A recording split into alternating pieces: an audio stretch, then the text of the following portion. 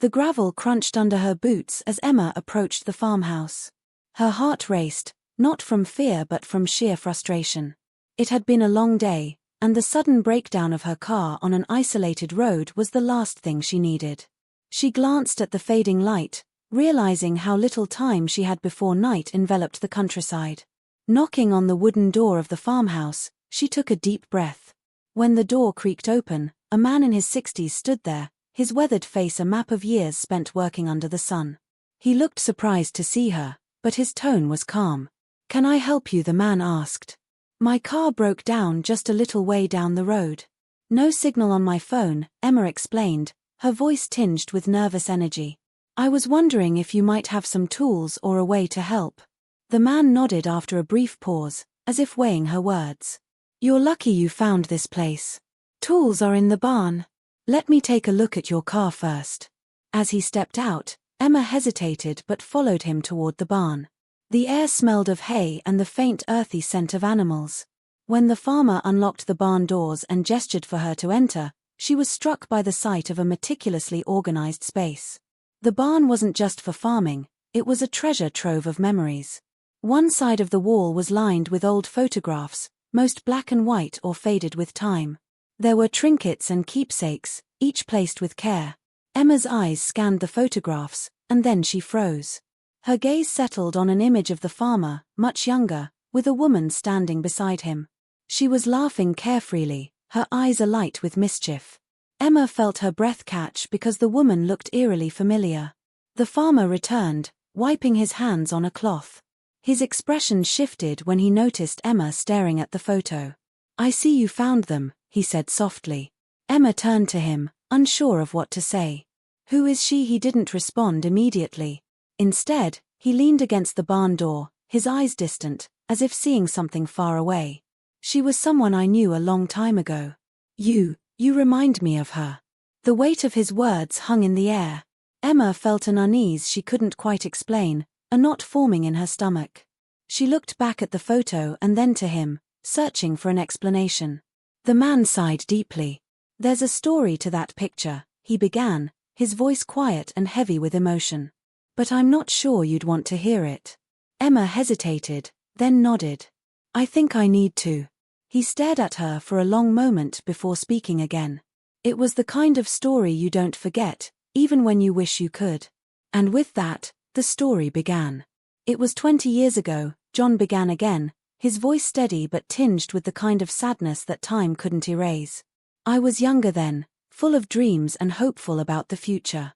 She came into my life on a day much like this. Her car broke down just down the road. Her name was Sarah." Emma listened intently as John continued. "She was everything I wasn't. Bright, full of energy, with a laugh that could light up the darkest room.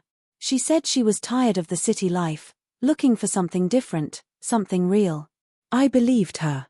He paused, his gaze drifting toward the photograph. "I didn't just believe her words. I believed in her." John's tone softened, almost wistful. "At first, it was like a dream. She stayed here for weeks, helping out on the farm. She seemed to love the simplicity, the quiet.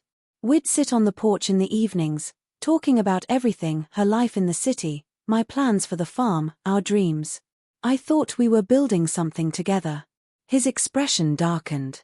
"But there were moments I ignored. Little things. She'd go quiet, staring off into the distance, or she'd avoid my questions about her past. I told myself it didn't matter. I was in love with her, and I thought that was enough."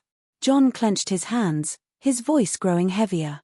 "Then one morning, she was gone. No note, no goodbye, just gone. At first, I thought something had happened to her, but then I realized she'd taken things with her, money I'd saved, an old locket that belonged to my mother, things I thought she knew meant the world to me. That's when I understood." Emma's heart sank as she listened. She could see the pain etched in every word he spoke. "Did you ever find out why?" she asked hesitantly. John nodded, his jaw tightening.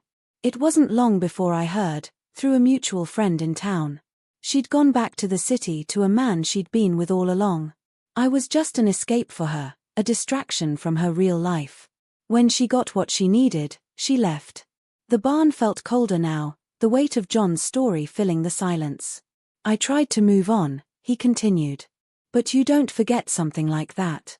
I put everything I had into this farm, into making it a place where no one could hurt me again. And for a long time, it worked.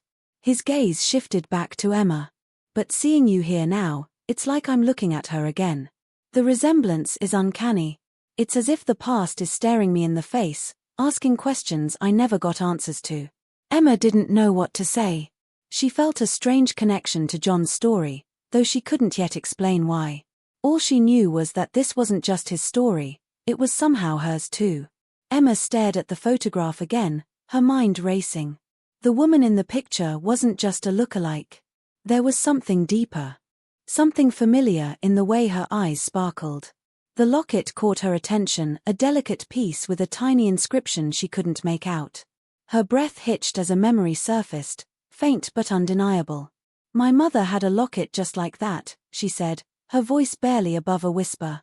John's face froze, his expression unreadable. What did you say? Emma hesitated, her pulse quickening. The locket. My mom had one identical to the one in that picture. She wore it all the time when I was a kid. John's silence was deafening, his gaze fixed on her as if trying to piece together a puzzle.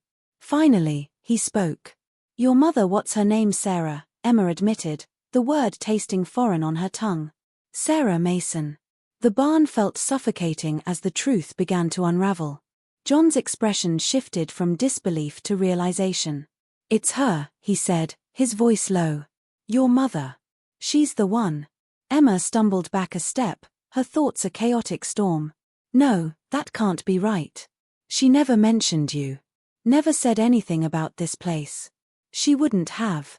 John replied, his tone bitter but controlled. Not after what she did. She used me, took what she needed, and left without a second thought. I meant nothing to her. And now, all these years later, her daughter shows up on my doorstep.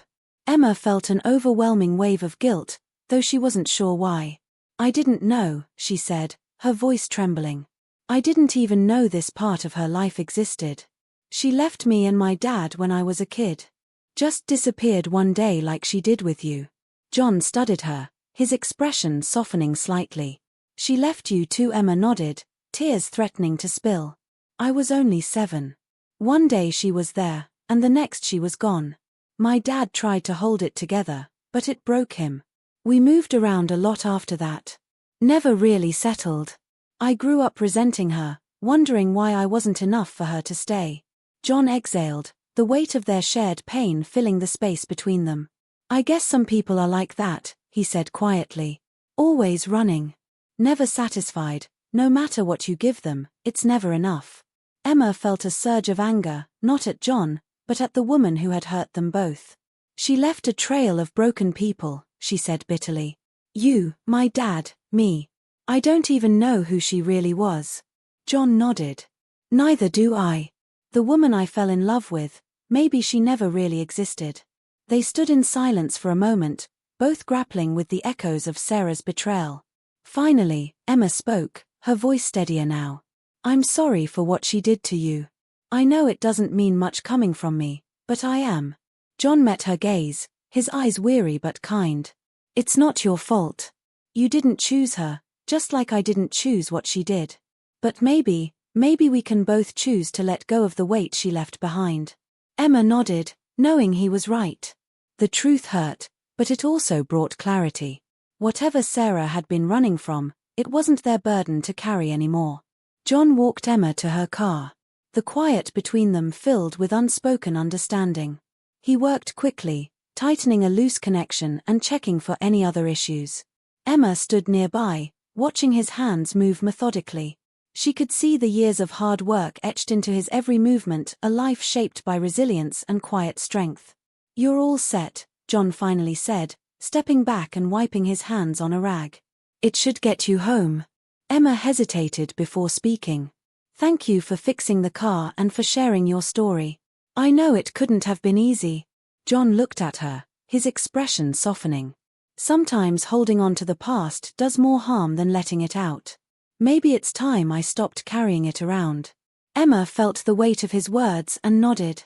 I think I need to do the same. Same. My dad always told me that running away from the past only makes it chase you harder. I never really understood what he meant until now. John reached into his pocket, pulling out the locket Emma had noticed earlier. He held it out to her. Take it, he said simply. Emma blinked in surprise. I can't. That's yours. It was your mother's. John shook his head. It belonged to someone who didn't value what it meant. Maybe it can mean something different to you. Maybe it can help you find the answers you're looking for. Reluctantly, Emma took the locket, her fingers brushing against its cool surface. She opened it, revealing a tiny photograph inside. It was faded, but the image of Sarah was unmistakable. Emma closed it carefully and slipped it into her pocket. Thank you, she said softly. John gave her a small nod. Safe travels, Emma. And take care of yourself. Don't let the past weigh you down. As she climbed into her car, Emma glanced back at him, standing tall against the backdrop of his farmhouse. There was a quiet strength in his posture, a sense of acceptance she hadn't seen before. She started the engine and pulled onto the road, the barn fading into the distance. As the miles passed, Emma's mind raced with thoughts of Sarah, of the choices her mother had made, and the people she had hurt along the way.